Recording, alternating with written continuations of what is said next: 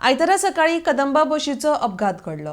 आयतारा शिरोड्या साखरवाळ हांगा कदंबा बशीच्या ड्रायव्हराचे गाडयेवयले नियंत्रण सुटले आणि बस वचून झाडाक आपटली। बशींतले 11 प्रवाशांक, बसीच्या ड्रायव्हर आणि कंडक्टराकय मार लागला। तांकां उपचारा खातीर होस्पिसियो हॉस्पिटलांत दाखल केल्ले। बशीचो स्टेरिंग रॉड तुटून हो अपघात घडलो म्हूण सुत्रांकडल्यान म्हायती मेळटा। RDX खातीर शिरोडेच्यान विदिता प्रभू।